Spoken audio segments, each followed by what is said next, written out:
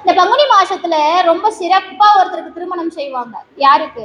ஒருத்தருக்கு சுவாமியே வந்து திருமணம் செஞ்சு வச்சாரு. யாரு? நந்தியம் பெருமானம். நந்தி கல்யாணம் பார்த்தால் முந்தி கல்யாணம்னு சொல்லுவாங்க. யாருக்கும் சொல்லல. சிவபெருமான கல்யாணம் பாருங்க உங்களுக்கு முந்திட்டு கல்யாணம் ஆகும்னு சொல்லல. முருகப்பெருமான் திருக்கல்யாணம் பாருங்க உங்களுக்கு முந்தி கல்யாணம் நடக்கும்னு சொல்லல.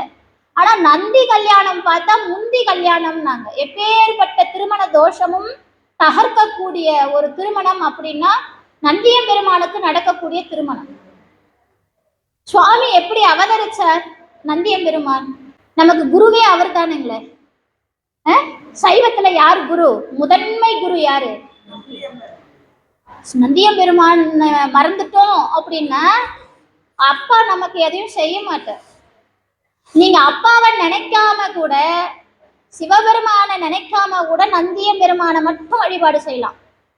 நான் சொல்லல, அது சிவபெருமானே சொல்லியிருக்கிறார். சிவபெருமானே சொல்லியிருக்கிறார். நீங்க கோயிலுக்கு போயிட்டு நந்தியம் பெருமானை பார்த்துட்டு வந்துடலாம். நீங்க சிவத்தை பார்க்க வேண்டிய அவசியமே இல்லை. ஆனா நந்தியம் பெருமானை ஒதுக்கிட்டு சிவத்தை கிட்ட நீங்க நெருங்கவே முடியாது. ஏன்? நந்தியம் பெருமான் சிவனுக்கு முன்னாடி இருக்கிறார். என் நந்திக்கு என்ன வேலைன்னா எப்பவுமே மறைக்கிறது வேலை.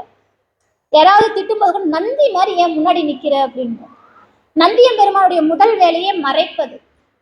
அவர் எதை மறைச்சுக்கிட்டு இருக்கிறாரா? எதை மறைச்சுக்கிட்டு இருக்கிறாரா? இறைவனையா மறைக்கிறாரு? இல்ல இல்ல, அதர்மத்தை மறைக்கக்கூடியவர், அதர்மத்தை ஒழிக்கக்கூடியவர். நந்தியம் பெருமான் தர்மமே உருவானவன். எல்லாரும் சொல்லுவாங்கல்ல, சிவாலயத்துக்கு போனா நந்தியம் பெருமானுடைய கொம்புகளுக்கு இடையில் சிவபெருமானை பாருங்க. நம்ம ஆளுங்க அந்த கொம்பு மட்டும் பார்ப்பாங்க, கொம்புக்கு இடையில சுவாமி தெரியுதான்னு உத்து உத்து பார்ப்பாங்க. ஆனா உண்மையா ப்ரொசீஜர் அதுதானா? ஏன் பெரியவர்கள் அப்படி சொன்னாங்க? இப்ப நந்தியம் பெருமான் கொம்புக்கு இடையில பார்க்கணும்னா ஒரு 2-3 பேர் தான் பார்க்க முடியும். மற்றவங்க எல்லாம் எங்க போறது? எதனால அப்படி சொல்லி வச்சாங்க? ஏன்னா சுவாமி எப்படி வருவார் அப்படின்னா தர்மத்தின் வழியாக வருவார். தர்மம் தான் அவருக்கு வாகனம். இப்ப நந்தி யாருன்னா தர்மம். இந்த தர்மத்தின் வாகனத்தில் தான் சுவாமி வருவார். தர்மத்தின் பார்வை கொண்டே இறைவனை பார்க்க முடியும். அதனாலதான் நந்தியை கொண்டு சுவாமியை பாருனாங்க.